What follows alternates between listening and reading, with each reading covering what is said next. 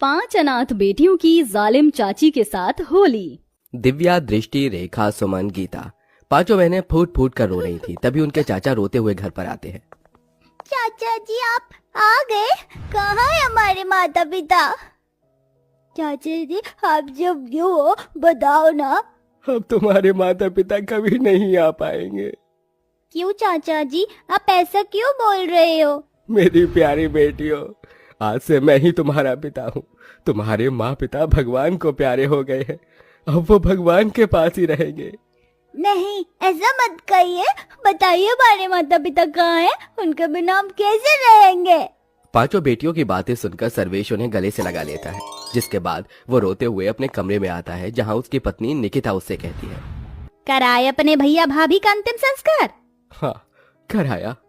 चलो ये तो ठीक है, लेकिन अब मुझे ये बताओ इन 5 लड़कियों का क्या होगा? तुम ये कैसी बातें कर रही हो? इनका क्या होगा मतलब? अरे ये अनाथ हो गई हैं। इस घर के अलावा इनके पास और कोई रहने का ठिकाना भी नहीं है। वाह वाह, देखो तो सही, तुम्हारे भैया भाभी तो मर गए और हमारी छाती पर इन 5 लड़कियों को छोड़ गए। कौन करेगा इनका कन्यादान? मैं इनका चाचा हूँ, मैं करूँगा। तुम करोगे? तुमसे अपनी औलाद तो पाली नहीं जाती। तुम्हारा बेटा इतने दिनों से एक साइकिल की जिद कर रहा है, तुमसे एक साइकिल तो ली नहीं गई। इस घर और परिवार को चलाने के लिए मैं शहर जाकर नौकरी करूँगा। चाचा जी आप कहाँ जा रहे हैं? तुम पांचों अपना ख्याल रखना, मैं शहर जा रहा हूँ काम के लिए।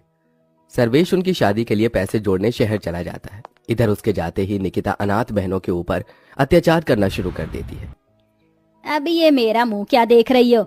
इस घर में तुम्हें फ्री फोकट की खाने को नहीं मिलेगी। चलो जल्दी जल्दी काम करो, घर में बहुत काम है। चाची जी आप हमें बता दीजिए कि क्या क्या काम करने हैं, हम सारे काम कर लेंगे।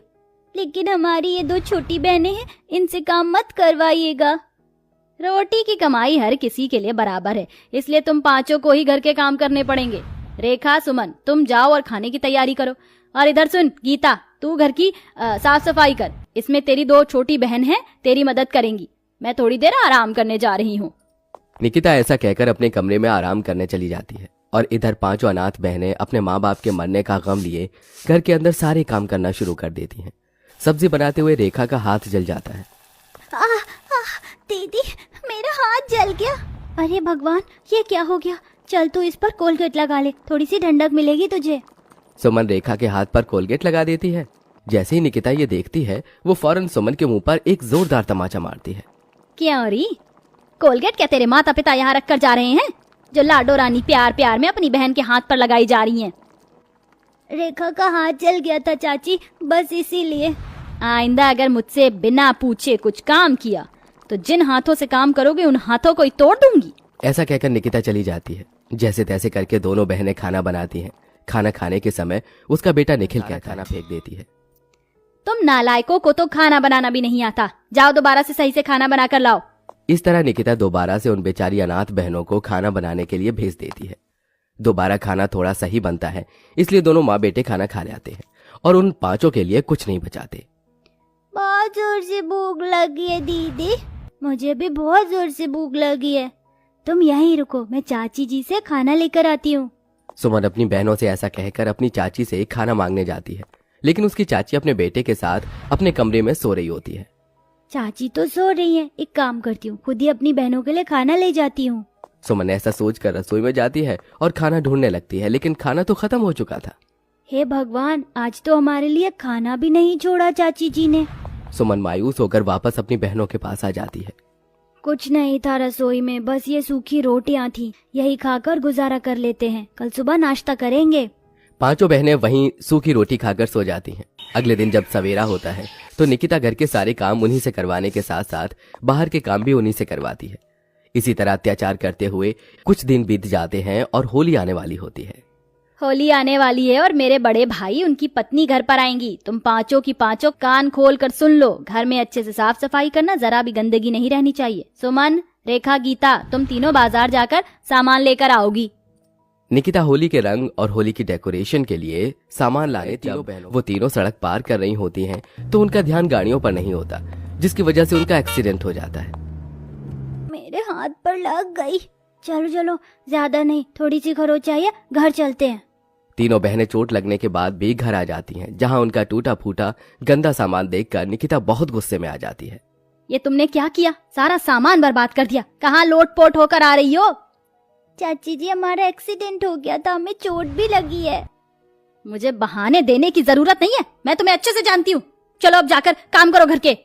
पांचों बहनें घर के कामों में ही लगी रहती हैं। 2 दिन में इतने के बाद होली आ जाती है। यहाँ होली वाले दिन घर पर बढ़िया बढ़िया पकवान भी आते हैं, जो निकिता अपने कुछ रिश्तेदारों के साथ बैठकर खा रही होती है। साथ में उनका बेटा निखिल भी बढ़िया बढ़िया पकवान खाते हुए पांचों बहनों को चिढ़ाता है। देखो देखो, तुम्हें ये खाने को कभी नहीं मिलेगा, इसलिए मुझे देखकर ही अपना मन भर लो। निखिल के ये कहने पर पांचों बहनें उसे देखती ही रह जाती हैं। कुछ देर बाद निखिल पिचकारियों से खेल रहा होता है तो वो उन पांचों बहनों को दिखा दिखाकर उन्हें चिढ़ाता है, जिसके चलते वो पांचों अपनी चाची के पास जाती हैं। चाची चाची हमें भी भूख लगी, हमें भी पकवान खाने हैं। चाची हमारे माता पिता हमारे लिए हर साल होली पर पिचकारी और रंग लाकर दिया करते थे होली खेलने के लिए। आप हमें दे दो, हमें होली खेलनी है। हाँ चाची, हमारा होली खेलने का बहुत मन। आओ मेरे साथ। निकिता प्यार प्यार से उन्हें अपने साथ ले जाती और बाहर घर के आंगन में पेड़ से बांधकर उन्हें डंडे से मारना शुरू कर देती है। इसे कहते हैं लठ मार होली। आज तुम्हें इतना मारूंगी कि होली का भूत तुम्हारे सर से हमेशा के लिए उतर जाएगा। लाठी मारने के बाद वो उन पांचों बहनों के ऊपर कीचड़ और गोबर लाकर फेंकती है।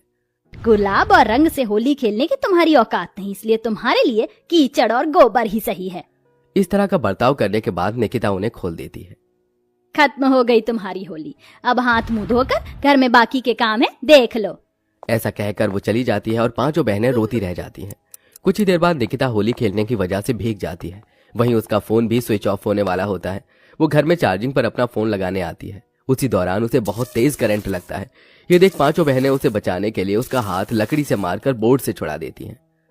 चाची जी होश में आइए, आपको कुछ नहीं होगा। चाची जी होश में आने की कोशिश कीजिए। तभी निकिता को होश आता है। ये सब देखने के बाद उसे अपनी गलती का एहसास होता है। कुछ देर पहले ही मैंने तुम्हारे पर इतने अत्याचार किए और जब से तुम इस घर में रह रही हो तब से ही मैं तुम्हारे ऊपर अत्याचार करती आ रही हूँ, लेकिन फिर भी तुमने मेरी जान बचाई। इसका शुक्रिया अदा मैं तुमसे कैसे। 5 अनाथ बहनों के लिए वो नए कपड़े और होली के रंग लेकर आता है, लेकिन निकिता अपना सच छुपाना नहीं चाहती थी।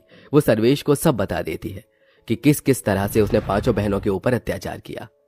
मैंने तो जिंदगी में कभी नहीं सोचा था कि तुम इतनी बुरी औरत हो सकती हो। निकल जाओ इस घर से, मैं अब तुम्हारे साथ नहीं रह सकता। नहीं नहीं चाचा जी, चाची जी को माफ कर दीजिए, हमने भी उन्हें माफ कर दिया है। पांचों बहनें एक ही बात कहती हैं, जिसे सुनकर सर्वेश भी निकिता को माफ कर देता है और उसे दूसरा मौका दे देता है। अब निकिता पांचों बहनों की अच्छे से देखरेख करती है, जिसके बाद वो पांचों अनाथ बहनें उस घर में खुशी खुशी रहने लगती।